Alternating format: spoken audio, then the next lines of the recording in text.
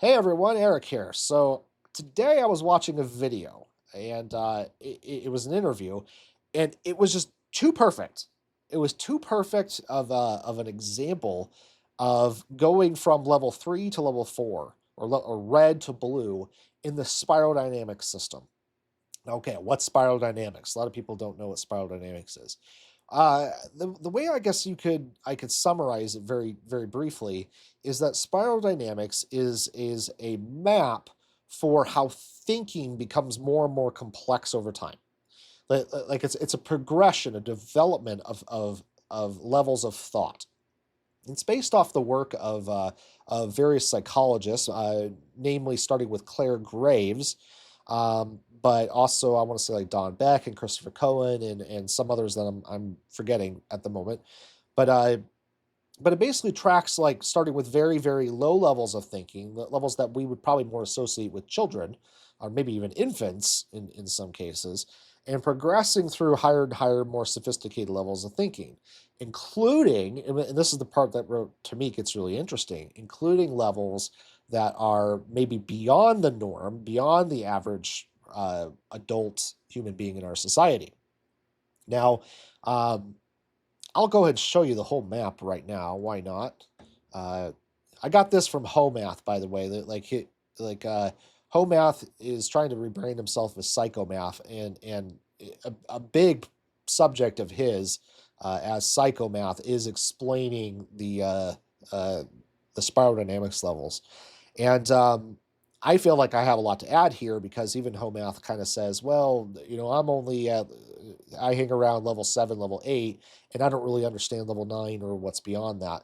Well, I do. I understand what's level 9 and beyond that pretty well, as a matter of fact, or at least level 9. I can certainly explain and add to. So if you can't really read this right now, don't worry about it. I'm just kind of showing a quick overview of the map. It's kind of complex.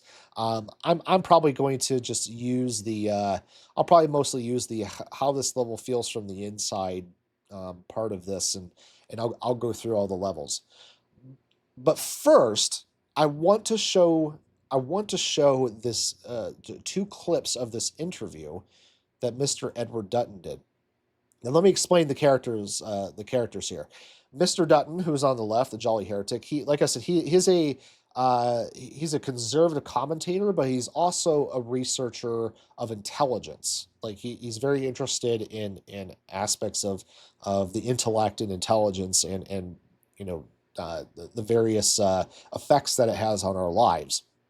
And so that's the main reason I tune into Ed. I have a side interest in this subject matter, and I often find what he has to like. He'll just read papers and give his thoughts and whatnot. And I find it very awesome. I love it. But he also covers a lot of conservative politics, and I mean, again, I try to avoid commenting on the actual politics of things when it comes up.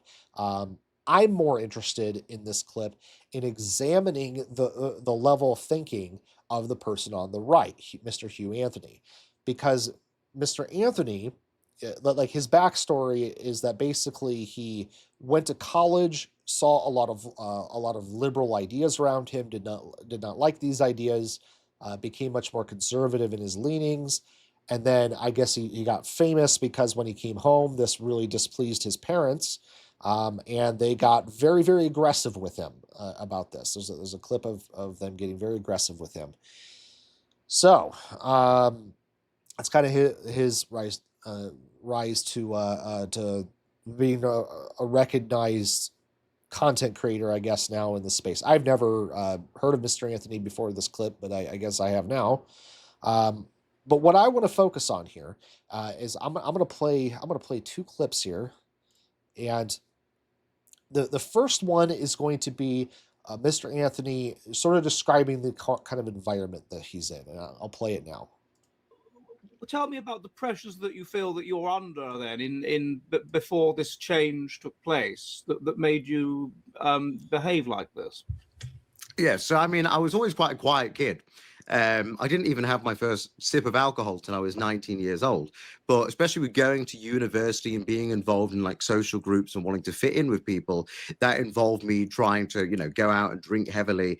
And because considering I hadn't drunk in my life, I was not very good at controlling it, which led to bad situations, me putting myself in weird environments, surrounded by people that were bad influences on me, giving me things that were not good for my health. And that kind of experience led me to realizing this is not what I want to do whatsoever, nor is it who I am as an actual person. You are molding me away from who I actually am. Okay, so I would say because what Mr. Anthony will go on to say later in the interview is something to the like Ed just straight up asked him about his religious views, and Mr. Anthony will say yes, he believes Christ is king. Period. It's a definite settled issue in his mind. Um, it's interesting because this is such a common story that it's almost a trope, particularly in religious circles, particularly in Christian circles, and it's this trope of I fell in with a bad crowd. I was drinking and doing drugs and all these degenerate type activities, but then I ran into religion. I became religious because I realized that none of that really served too well. Um, Interesting. Well, I'm going to show you the second clip now. It goes back to the idea of like lust. So lust is not of the soul, it's of the flesh. You're looking after the physical and the now and the pleasure that you can get from that. It's very different from the spiritual connection you can have spiritually. It goes back to the Okay. You see what he's talking about there? He's basically saying that like there's a separation, like once you start adopting the things of the soul, the religion, you will let go of the things of the flesh. You'll let go of the degeneracy. And Mr. Anthony is not the first commentator I've ever heard to talk about this. Like I said, this is so common, it's almost a trope. Well, I found these clips to just be such a perfect example, such a perfect example of something that's happening here. So what I want to do is I want to go through each of the levels. I want to give a sort of summary of each of the levels of spiral dynamics here, and you'll see that when I get to level three, control, and level four, belong, um, you'll see where Mr. Anthony is fitting in this chart, because he is well, when he went to college, he was thinking at this level two or level three level, somewhere in there, and then he found the answer to this in level four. But and this might be instructive for when we run into other people that are like this, because throughout the interview he talks about like how he's very certain Christ is king, and he gives some very spurious reasons for believing this. It's not really well thought out, and even the comments to this video were like, yeah, this guy didn't really think this out too well. It like there's ways of dealing with people that are at this level of development, at this level four level of development, to help them bump up their level. You can pinpoint exactly what's wrong here, exactly what's the flaws and limits to their thinking, and that's what this chart's going to help us with. Before I start at level one and going up each level, I will say that like I like spiral dynamics a lot. I think it's very useful, but in no way am I endorsing this as like a metaphysical or like an ontological real. It's not like this is really what's going on is these spiral dynamics levels. That's not what I'm saying. I'm just saying this is very useful. I find this to be a useful map in explaining people's thinking and rising up the levels. Okay, so let's start at level one. I'm gonna zoom in here. I'm gonna zoom in. We'll just stay on we'll just stay on this screen for level one and level two. Actually, let's go up a little bit there. Okay, so level one and level two, I'm not going to spend a lot of time on. It's because generally, virtually everyone in our society makes it past level two. Level two is very like the level one and level two we more associate with infants and children. Level one is just like very basic, noticing of your reactions to your to your senses. I'm hungry, so I go eat. I feel the urge, so I go excrete, etc. It's kind of the level of children. Whereas level two, um, I think I think I mean, I think Homeas maybe a little off in this description here. It's not terribly off, but it's like I want to I want to explain these levels in terms of like how they build on the previous level, how they're more complex than the previous level. Like what level one is just basic reactions to getting the things that you want, basic reactions to your urges. Whereas level two is more like, hey, there's better ways to fulfill our urges. So like so yeah, like we're scared of the next tribe over, so we have to protect ourselves. That'd be like a very level one response. Level two would be like, how do we make our warriors stronger? But um, level two really struggles to understand the difference between metaphorical thinking and what we would call today something like scientific thinking or empirical thinking. Like level two does not understand the difference. It struggles with this. Okay, what do I mean by that? What I mean is like, whereas level one would go, we need to protect ourselves. Level two would say, how do we make our warriors much stronger? Well, maybe what we can do is we can take the bark of the oak tree. The oak tree is a strong, stout tree. You know, and what we can do is we can burn the bark of the oak tree, and if our warriors breathe in the bark, we'll have burned away the physical form of the tree, and all that's left will be the essence of strength, the essence of being strong that our warriors can breathe in. Now, this sounds crazy, right? Like in the modern world, we just kind of go like, yeah, that's literally called magical thinking. It doesn't really work. But at level two, this sort of confusion between metaphorical thinking and sort of scientific thinking, uh, like they really confuse the two.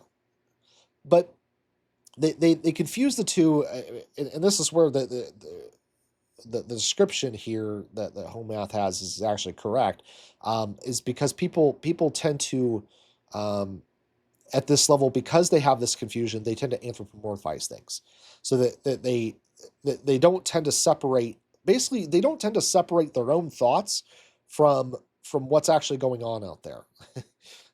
Like whatever I think is going on is what's going on, is kind of what the, the the level of thinking of level two. Okay. Now level three here. Let's make sure we get this correct. Okay, that should do. So level three is a little more sophisticated, and it's where we would sort of expect teenagers to be.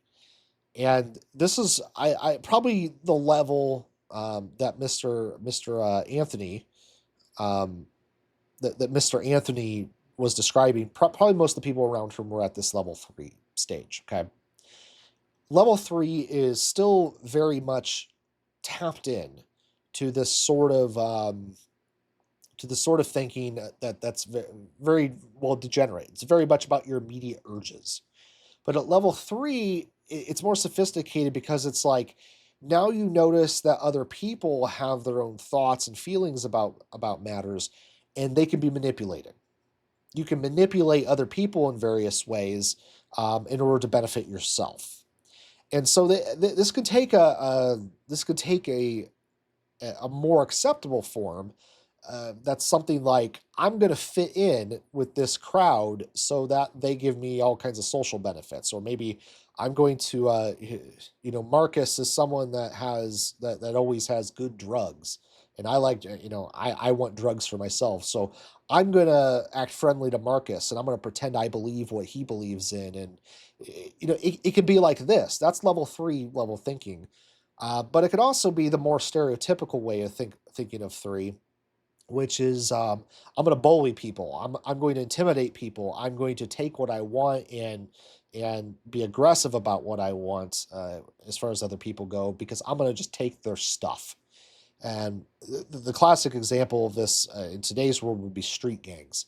Usually are operating at about this level, you know.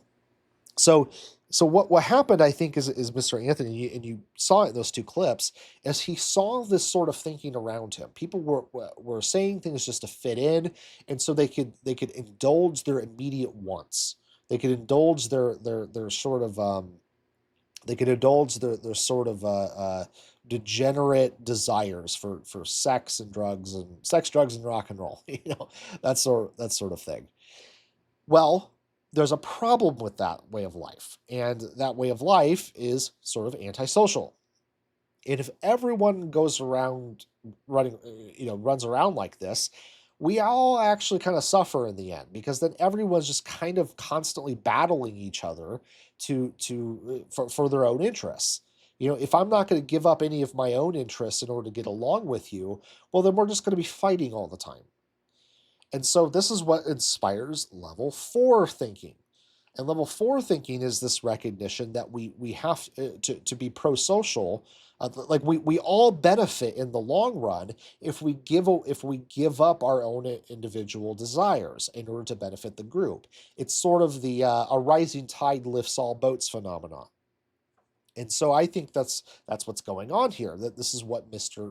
Anthony is recognizing. And by the way, you got a typo here, and I just noticed, Homath, like common is spelled with two M's at the bottom of level 4 here. But anyways, that's neither here nor there. The point is people at this level oftentimes adopt religious beliefs, adopt a very, very rigid moral set of moral beliefs. They tend to be really focused on conformity. It doesn't really matter to them whether the beliefs are true or not, even though they'll insist that they are, because what's important is that we conform, we let go of our own individual beliefs, our own individual desires, in order to get along, in order to be pro-social. And that's what level 4 is. Well, level 4 is also very, very limited. There's big issues with this. It's a sort of medieval mindset. The problem with this is when you set up a set of sacred cows that no one's really allowed to challenge, it can really stifle your development. It can really stifle your make sure we got this in frame here, not quite. And hey, there we go. So the problem with level 4 is that there's a limit to it. That if like on a national level, you might see this, like level 4 is when different tribes of people or different city states start forming a cohesive nation with one culture. So what happens is you start to run into other cultures. Okay, like you've like your culture now has a system that works. You all have similar beliefs, and you agree to this religion and this worldview, etc. But you start running into other cultures that also work, but don't share your beliefs. And so what happens is at level 4, the reaction is to start warring with those guys over there. But this whole thing turns into a mess, and it's a big problem, mostly because you're stifling yourself, because you don't have a way to adjudicate between competing claims if one of those claims is a sacred cow. So I like someone like Mr. Anthony might be very keen to say that Jesus is the only way out of a life of degeneracy, that you need Jesus to fix that for you.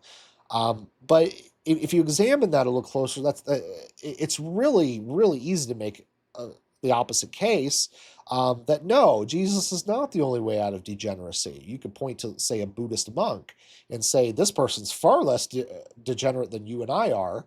They have a whole life that's dedicated to letting go of their desires for sex and drugs and material things, and they certainly don't believe in Jesus at all. Now, 4's reaction to that is to try to bend things back into its own worldview, in a sort of all roads lead to Rome fallacy kind of way, and try to say, well, they're automatically degenerate because they don't believe in Christ. Like the definition of degeneracy is not believing in Christ. That's kind of a terrible way to think about this, because to a neutral observer, that's clearly an ultra biased way of thinking about it. Why is that ultra biased? Well, because the other person could make the same exact claim about you. They could say, well, the definition of degeneracy is not following the ways of Lord Buddha. And suddenly you have these competing claims, and because both of you are only looking at your worldview, your way of looking at things, you don't have a way to adjudicate between people, adjudicate competing claims. Only one of you can be right, if anyone, like both of you could be wrong, but at most only one of you is correct. So how do we determine who's correct? Well, that's where you get to level 5. Level 5 thinking is about trying to take a neutral point of view and trying to come up with the best process for determining what's true and what's not. And already you can see where this is a much more sophisticated way of thinking than level 4. It doesn't fall back into level 3. It's not just about taking advantage of people. It's about addressing this problem of competing claims, this problem of who is right. You have this person say they're right, that person say they're right. How do we determine this? Well, that's level 5. So level 5 um, it's stereotyped as being the the level of capitalism and science and business and things like this, because often in these areas of science and business in particular, there often is just a right decision to make. This decision will make us more money than that decision. That's a very business type decision to make. So level 5 is often where we develop our skills in that way of doing things. But as is the pattern, level 5 is also quite limited. It's quite limited in the what it can achieve, and that's where we get to level 6. Now, there are a lot of contexts where there are multiple answers that are correct, multiple answers that do just fine. And I kind of already gave one that, whether you're going to be a Buddhist or a Christian or an atheist, like overall really doesn't matter. Like a Buddhist society works just as much as a Christian society works. You have perfectly functioning societies of all sorts of religious flavors. You could even argue that, like, even though there's a lot of criticism of Islam nowadays, back in medieval times, Islam was on the forefront of the world as far as scientific discovery, and as far as at the time what would have been considered very liberal values. Um, and this was because Islam was very accepting of other religions. All they required was for other religions to pay a certain tax. Uh, so like there were even times that Islam was kind of at the forefront of progress. It's clear to see that people of all different walks of life, like there's many ways to go about life that aren't necessarily that aren't necessarily just wrong. And so level 6, what it starts focusing on is trying to understand and accept people of all different walks of life. And so what 6 tends to do is it adopts this mindset of all these different ways of life are equal. There's no like it's not like saying that $10 is more than $5. That's very easy to do. That's very easy to quantify. But when it comes to like people's ways of life and morality, you can't really quantify them so much. So really, it's fair to say that they're all equal. One's not better than another. We just all need to accept our differences. Now, it's very interesting to note that a lot of our problems right now in society are actually due to this level of thinking, the level 6 way of thinking, because this produces a problem. If we're going to accept everyone's way of life as equal, well, then we're not really recognizing that something like spiral dynamics here is actually really kind of a hierarchy. So people down here that want to control people and manipulate people for their own selfish gains are considered equal to people up here and people up here. In fact, in some ways, they might even be considered superior because these people at 4 and 5 can be very intolerant of others. Fours just don't like anyone that thinks like them at all, and fives don't like anyone that doesn't arrive at the same or doesn't use the same process for determining what's right or wrong. That these people to a 6 are very close-minded. you know. So six tends to look at 4 and 5 here and go, ooh, no, no, no, no. These people are closed-minded. That they want to judge people, whereas level 3 is much more understandable because they're just kind of looking out for their own interests. They just want to live their own way of life. Well, that's a problem because level 3, like most of the people in prison within our society, are at level 3 because they do very antisocial stuff. And so six does not think that way though. Six just wants to understand everyone and everyone to be treated equally. Well, I think what's going on a lot of times in like what Mr. Anthony Mr. Anthony well, I lost it, but yeah, it's okay. You saw Mr. Anthony earlier. What he saw at university is this level 6 thinking that's become very, very common among like professors and among the more liberal part of our society. He's seeing people at this level enable the behavior of people at this level 3, and he sees the problem with that, and so his reaction is to bring it here, which is the proper reaction to level 3.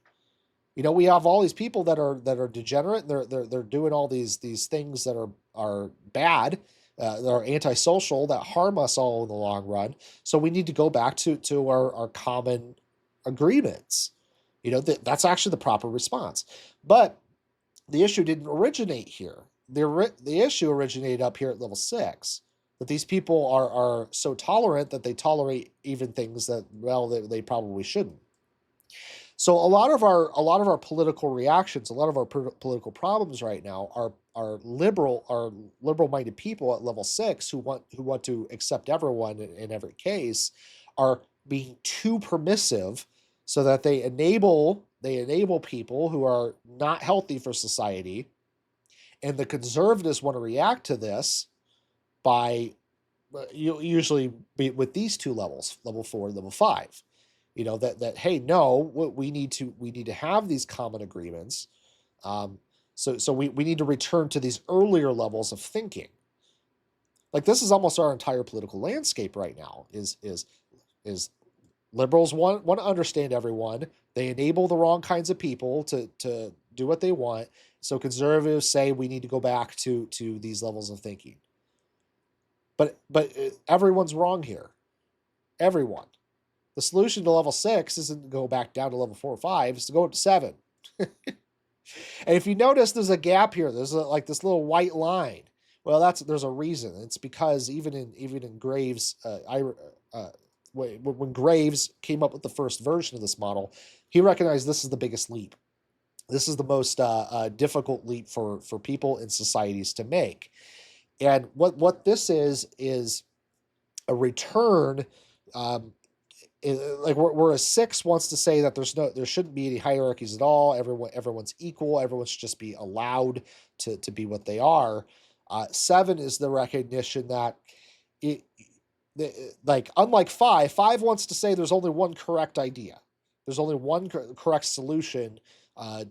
We need the right process to come up with the correct solution to our problems. That's level 5 thinking. 7 says, okay, hold on. No, there's not one way. 5's wrong. There's not one way. There's not one solution. But 6 is also not correct. 6 wants to say all solutions are equal. That's not true either. There's sort of an in-between here. Excuse me. There's sort of an in-between that works. Like there's elements of both of these views that are correct. Some views are more legitimate, more pro-social, are more pragmatic. They help us meet our goals, meet our ends as a society way better than others. But they're not all equal, but there are multiple solutions. There are multiple ways to do things. So it's just as legitimate for Buddhists to live the way they want to, and for Christians to live the way they want to, and Muslims to live the way they want to. But even Homath even gives a great example. Yeah, it's perfectly fine for gays to go and be gay, and it's perfectly fine for Muslims to go and be Muslim, but you probably shouldn't put the mosque next door to the gay bar. Different people can live in their separate societies. That's not actually much of a problem. The problem is when they start screwing with each other. When the Muslims want to march over to the gay bar and say you're not allowed to do this anymore, or when the folks at the gay bar want to march over to the mosque and tell them you're not allowed to be this closed-minded, bigoted religious person anymore. That's where the problem starts. So it's not that there's one way of life that's correct. That's correct. So like six is correct in pointing out that problem, but six is also very limited. It limits itself because it wants to say they're all equal and all equally valid. But it's like no, not quite.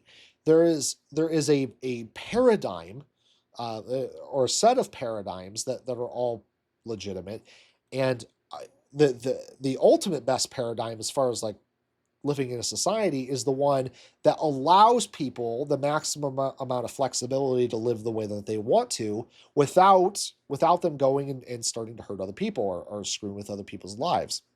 And also, it, and also level 7, there's also this understanding that things are in a constant change and constant flux. A lot of the earlier levels have a hard time with that. They want to say things are one way and one way for all times. So yeah, so seven. So seven is the return of judgment, but it's also the first level of a sort of wisdom. Um, that sometimes you have to limit people. Sometimes you have to tell people, no, you can't live a certain way because it really is antisocial. Uh, there's there's limits to how much freedom you can give people, but maximizing that how much freedom you can give people is generally good. It's just that it's not that anything goes like what six wants to say. There are limits to this. Well, now eight is a whole nother way of thinking. It's definitely more complex than level 7. I want to say at level 7 we're already at the point. Uh, we're already at a point that's well beyond where most people ever make it. To be honest, almost everyone in our society here in the Western world, such as in the United States or United Kingdom, almost all of them are going to be at these two levels, level 4 and 5. This is where most people are. There's a few people now that are going into level 6, and that's why we're seeing liberal politics become much more and more common. It's holding much more sway now because people are going up into level 6 here. But most people in our society are going to be thinking on a level 4, level 5 level, and I want to be clear, like level 4 is not always religion. Okay, this is a common misunderstanding. Level 4 is just there needs to be these strict social rules that everyone follows. That can also be liberal social rules. That everyone needs to think and conform in this way. The whole thing with level 4 is conformity. We need conformity in our thinking and conformity in our way of thought. Okay, so it's not limited to religion. It's just that conformity way of thinking.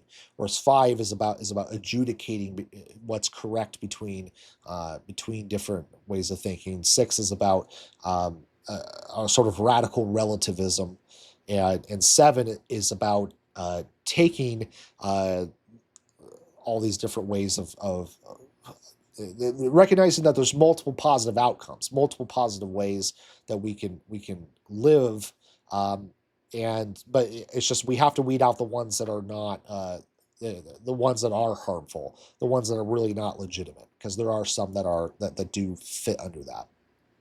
But level eight's a whole nother animal, Um, level 8 is basically when you start recognizing, uh, actually the Okay, my apologies. I completely screwed up my window here, and so I had to reset it because I needed to scroll over.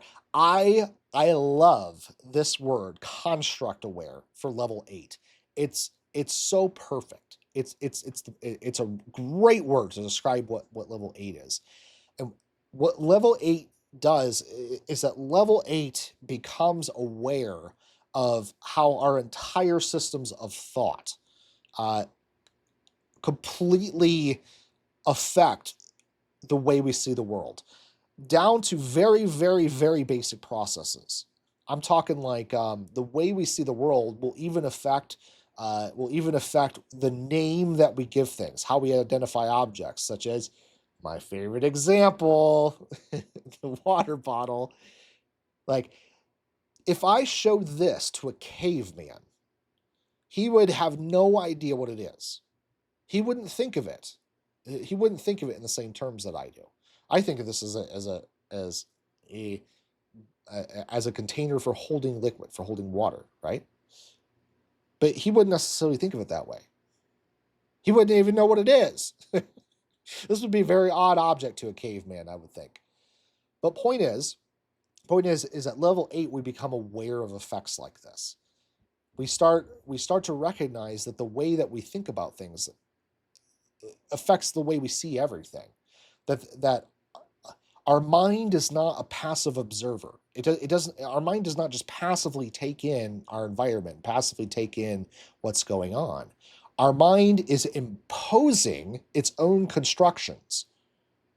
It's onto the world, onto what we see and what we perceive. And in cognitive science, these are called schemas. Called schemas, and you can see this at work. Like if you see like a picture of an object that's like 95% hidden, and you can only see like a little bit of it. Like you'll see people kind of scratching their heads and be like, "What is that?" And they'll start offering suggestions. Is it is it is it the is it the ear of a cat? No, no, no, I don't think so. But like you can see them taking the various constructs in their mind, the various ideas, the schemas they have in their mind, and trying to impose it on what they're seeing, and then trying to imagine the rest of the object to see if it matches the schema. And then when they find some when they look at what they're seeing and they find some evidence that no, it doesn't match the schema of the ear of a cat or whatever, then they'll try something else. Or maybe it's the tail of a dog. I mean, it's furry and it's kind of got a triangular shape to it. Maybe it's the dog's tail. And then they'll try to match what they're seeing to that schema now, and they'll either accept or reject it. Now you'll see this in computer vision as well, like AI vision. When they build AI that identifies objects with a camera, which it would identify me as awesome. But when AI tries to identify objects, you'll often see like a percentage chance next to the thing that whatever it thinks it is. So it'll say like bus, 80% chance, and then maybe it'll get another picture or the angle will change or whatever, and now it'll say train, 92% chance. You see what I'm saying? So uh, like we sort of model AI like computer vision off of our own cognition. Well, level 8 is when you start becoming very aware of this on a more intuitive level, and you can see how the way that people think and their previous beliefs and um, just the constructs that they have in their mind completely affect the way they see the world in every way. And so this naturally, I think, leads to it naturally leads to the question of, is there some sort of ontological truth that lies beyond all of our constructs? Can we actually ever get to the truth of things? Well, that's where level 9 comes in. And let's see if I can. Um, I'm not going to really go by what Homath has here. Like I said at the beginning of the video, Homath even himself admits that he doesn't understand level 9 fully. Like he might only have little moments of it. Um, and some of what's in here, some of it seems to be about right. I mean, he's kind of getting at like the Watcher. Um, yeah, that's the significant part of level 9. And so, but anyways, okay, I'm gonna explain level 9. Level 9 is and it's a big leap. If you notice, there's another white bar between 8 and 9, just like here. I'll go back down, just like there was between 6 and 7 here. Okay, which means this is another big leap. It is. It's another big leap. And this is because at level 9, I'm not sure it's really our thinking that gets more complex at level 9. Thinking might actually just cap out at level 8. Um, I might have to like think about that more, ironically enough. But at level 9, what's going on is we recognize the limits of thinking. We recognize um, that because all thinking happens as a construct and it relies on our other belief, like any one belief relies on other beliefs, and so our thinking is just this big construct of thought that is, it's not arbitrary. Like there's reasons that human beings can think the way they think. They're like the central organizing principle around why people think the way they think, why we see the world the way we want to see things, is our will, is all those things that we recognized all the way down here. We have these drives. We have a will, and the will, in the most general terms, is the desire to be united with what is desirable and to be separated from that which is undesirable. That's what the will is, and it's going toward and being united with the things that we want, and it's going away from the things that we don't want, the things that we find undesirable or that we're averse to. Okay, so level 9 is realizing that our our beliefs are all centered around this principle. Like that's the central organizing principle. We see the world the way we see it because it helps us fulfill our wills. I see this as a water bottle because I often thirst. I have the desire to drink water to get rid of the feeling of thirst. I'm averse to feeling thirsty. So I see this as a water bottle because it serves this purpose. Okay. And all this so far, all this is like level 8 realizations. But what level 9 does is it says, okay, we can't really get out of this. All of our thinking is centered around like all of our previous beliefs, even our most basic, unavoidable beliefs, like our belief in space, in time, and causality. Even these most basic beliefs, their aim is to point us toward fulfilling our will. But level 9 then wants to ask the question, is there something beyond that? What is that? What is actually true besides the way we see the world? So how do we get past that limit to see what's actually true? And this is why this is such a big leap, because before this, everyone is thinking in terms of truth being like being a property of a thought or property of language. Like this sentence is true, this sentence is false. Like it's a property of language and therefore a property of cognition, of thinking. But at level 9, we start thinking of truth in a different way. And so we ask ourselves at this level, is there anything we can know that for sure beyond thinking, beyond these models of language and cognition? And there is. And what we can know is our raw experience of sensations without cognizing them. And in fact, when you really start to get this, you understand that your cognitions, your thoughts about the world, are just yet another experience. I mean, the same way that you see the redness of the water bottle, um, I am now, I see the redness of the water bottle is the same, um, like the same consciousness is experiencing that as the consciousness that is having these thoughts about level 9, that's thinking about these sorts of things. So it recognizes that thought is just another sense modality. And so that thoughts are this kind of weird thing that not only modifies the way that we see the world, but it is itself another form of sensation, another form of experiencing itself. All this might sound confusing, but at level 9, basically what's going on, is we recognize the watcher, we recognize consciousness, and we recognize that it is something that is true beyond thinking, because it it, it, it contains thinking, and contains isn't even the right way. Like, bear with me, okay? People that are at this level are probably going, "Oh, you're reifying consciousness." Yes, I am. I'm going to reify consciousness. I know the error in that. Put it aside, and I just want to be able to explain what level 9 is, because it's not easy to do.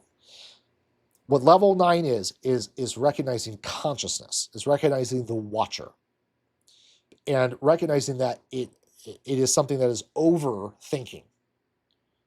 It is beyond thinking because it contains thinking. Thinking is a subset of consciousness. It is one mode of consciousness. Okay? So what level 9 wants to do is it wants to just sit back and just watch. Just watch thoughts come and go. Just watch sensations in the body come and go. Just watch sights come and go. It just wants to identify as the watcher. And what happens at level 9 then is it's the weirdest thing. Calling this level complete is maybe kind of interesting. It's maybe an interesting way to think about it. Because as the watcher, we solve all of the problems of thought. We recognize that this whole we solve the problem of which thoughts are true, which construct is the most true one. Like level 8 can't solve that problem. It just recognizes that there are these different constructs, and level 8s may recognize, well, this is kind of a problem because it's like some constructs seem more true than others. Like how do we get at the truth if we're limited by our biases? If the central organizing principle of thinking is our own will, is our own desires, like how do we get past that to see what is actually true beyond ourselves even? How do we get beyond ourselves to even start seeing what's true? Well, level 9 is the completion of that. Level 9 is the solution to that problem, because it's just resting in what actually is, including just watching thought itself. Because here it is. You like the fact that your experience, that redness appears, or that this thought appears, is undeniable.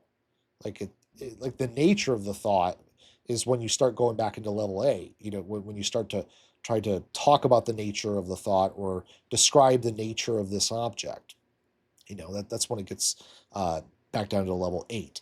But level 9 is just the raw watching of it.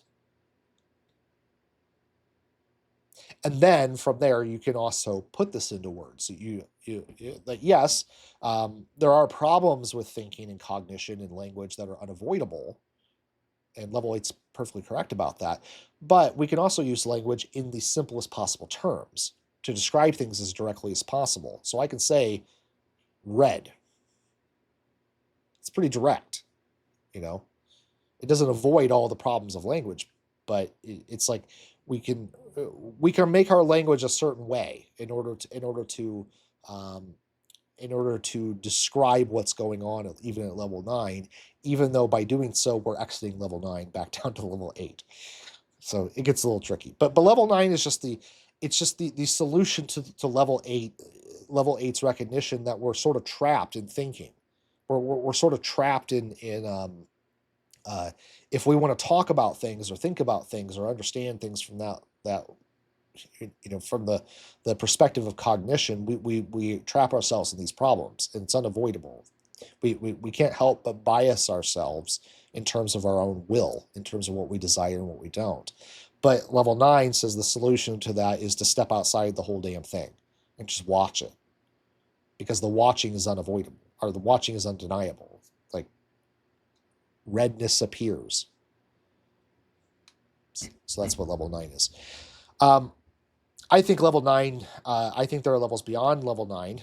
At some point, there is also this recognition of the complete drop of the self, which is a particularly pernicious form of cognition, and really probably the centerpiece of really the central organizing principle of our entire psyche is really about the continued existence of a self. And that doesn't just mean like living in a physical body. It means like the thought of a self continuing through time, maybe even continuing through different incarnations, or into a heaven or a hell or whatever. However it does continue, as long as it does, is more the thought there. But you get rid of that, you drop that, and the entire apparatus of consciousness, I suspect, sort of drops the self-referential loop within the mind. So that's beyond me. Level 9 is probably the highest level that I access, and I think it's the level of just pure meditation, of just seeing things just as they are, instead of how we just think about things. So there you go. There's the whole spiral dynamic system. Yar, matey. That was quite an adventure. Quite a long one. I've done a lot of shorter videos lately. This one was a little lengthier. But yeah, I found that clip very interesting, because it was a perfect example of this sort of thinking that's down here, level 3 to level 4. And what's interesting about these two levels, or about what's instructive here, is that you kind of know how to now respond to people at level 4, because you can say, yeah, you're right that we do need common agreements among people, or else we do fall into that level 3 degeneracy down there. Like, we're all better off to have common agreements, sure, but there's also a limit to this. Like you're also limiting yourself, because there are going to be competing claims from people who also have perfectly legitimate ways of living, and that they have competing claims with you. So how am I supposed to determine who's right and who's not? And that's just not an answer that level 4 has. Like level 4 cannot answer that. You have to go to level 5 in order to start answering that question. How do I adjudicate between competing claims that both seem perfectly legitimate? Yeah, there's a lot of things in level 3 that are not legitimate. It's not a good way to live. It hurts us all. When we're just completely out of control, and we're all in our own egos. Yeah, that's not good. Sure, we're better off at level 4 than that. But after that, you have no way of progressing. And in fact, you might even hurt yourself. Because there's some sacred cows that you just refuse to look at. And so if those sacred cows are causing further problems for our society, or for you, we can't get past those problems anymore, because you won't look at them. So what's the proper procedure for determining what's right and what's not? Well, that's when you can challenge that way of thinking and go up to level 5. So yeah, it's very instructive for dealing with these sorts of people. Now, most people of this, let's be honest, most people that are at level 4, they're not going to accept the invitation to level 5. They're usually going to twist this back into some all roads lead to Rome fallacy, where now you're an agent of the devil trying to tempt them away from Jesus, or something of that sort. Because that's just how that level goes. People don't go up these levels in a day. It takes a while. So yeah, there you go. That's Spiral Dynamics. I'm glad you joined me on this lengthy journey. Yeah, I like Spiral Dynamics. It's interesting. It's a cool system.